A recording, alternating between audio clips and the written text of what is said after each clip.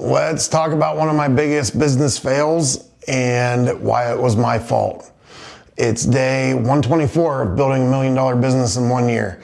And I've been talking about due diligence a lot. And this is one time that I didn't do my due diligence, and it cost me over $100,000 in money in 1 year, not to mention all the man hours and the headaches, the way that my team started to look at me for making bad choices. It was a lot of damage, so I had to do a lot of damage control after that to regain trust, build the team back up. There was a situation or an opportunity I thought ended up being a situation that I got into. Somebody needed help in their business.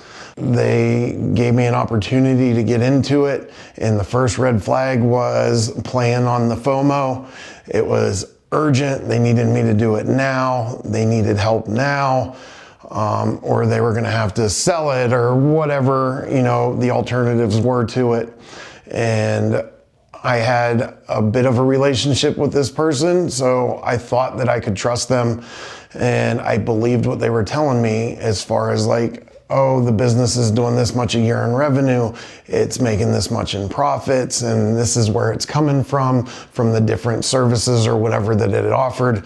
And I knew in my gut that I was doing the wrong thing, but I get caught up in wanting to help people and thinking that I can overcome any obstacle and I can succeed in any business, no matter how bad it is.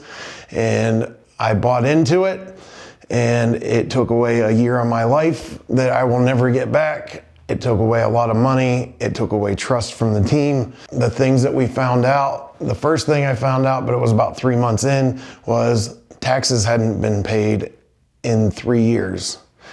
And the reason that taxes hadn't been paid in 3 years was because the books haven't been kept up to date in the last 3 years. So any numbers that we were given were being made up. There was no way to know what the real numbers are without the books being up to date. And it took my team 6 months to go through and get all of these books up to date. And then what we found at the end of it was there was no money in it. There was no money for me.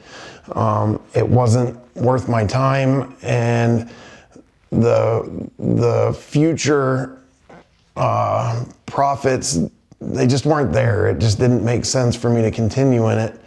We were looking at opening up another location as part of the plan, and when I realized that we weren't maximizing one location, why would we open up a second location?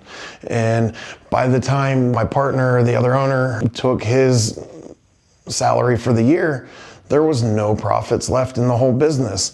And could I have made it more profitable? 100%. There was definitely ways to do it. But if somebody is going to be that neglectful in their business, why would you think that they would change it for you, changing their habits, changing their spending, changing their planning? It invited complete chaos into my life, and it was a big lesson learned. I already knew this stuff ahead of time, but I went against my gut. I went against the rules, and I paid for it dearly. And I'd like to think that's the last time I'll make those mistakes. So I chalked it up as a big lesson learned, lost some relationships over it, and just had to move on and build up. And, by me stepping out or stepping away from the business without being able to collect any of my money back, I thought that was enough. But then the rumors that were spreading afterwards, the blame being put on me and my team, all the negativity that came with that. And I'm not one to trash somebody or be very negative. So I didn't defend myself. I just let it go. The people that know me know what I'm talking about and what happened. And I can lay my head on my pillow at night knowing that I did the right thing. I did everything I could. And at the end of the day, I have to choose my family and my team over any potential for some profits, especially when it's not even that much money that we're talking about. So lessons learned were never get involved without doing due diligence on people, places, businesses, whatever I'm getting involved in. Never do it without due diligence. Some things just aren't worth the money. Know what you're doing things for. And if you're just chasing the money, you end up in bad situations just like I did. So knowing what you're after, like I like to say, your definition of success. And it was after this situation that my definition of success changed, and I was able to change how we run all of our businesses, how we do our investments, what we hang on to, what we let go of, and get me to the point where we could open up Stay Broke and try and help other people from making mistakes. Because the fortunate thing is, I still had my utility company, I had some other investments that I was involved in, and I was able to bounce back from this. Like, did it hurt? Yeah, losing $100,000 absolutely hurt. But like I said, the biggest pain point was what it did to the trust from my team. So I was fortunate to be able to be in a position where I could keep going, bounce back from this, keep everything else moving along. But most people aren't. If something happens like that to most small business owners, that usually ends up in bankruptcy, usually ends up in court, fighting between the partners, all this stuff. I made a conscious decision to close that chapter of my life and move on from it.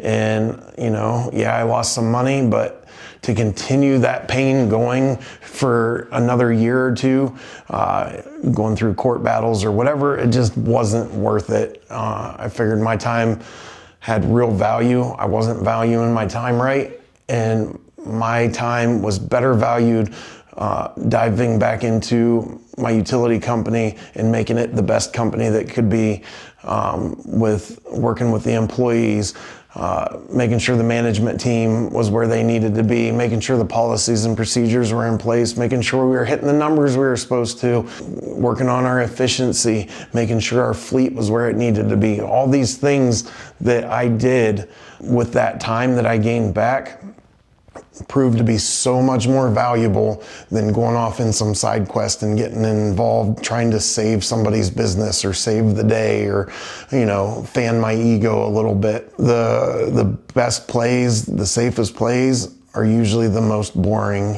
and the things that people don't see. Nobody outside of my team knows that I sat here staring at spreadsheets for 3 to 6 months trying to redo our pricing, making sure that our customers were happy, making sure that we were where we need to be in the market to continue leading the market in what we do. That's the boring stuff, but that's the stuff that makes a difference.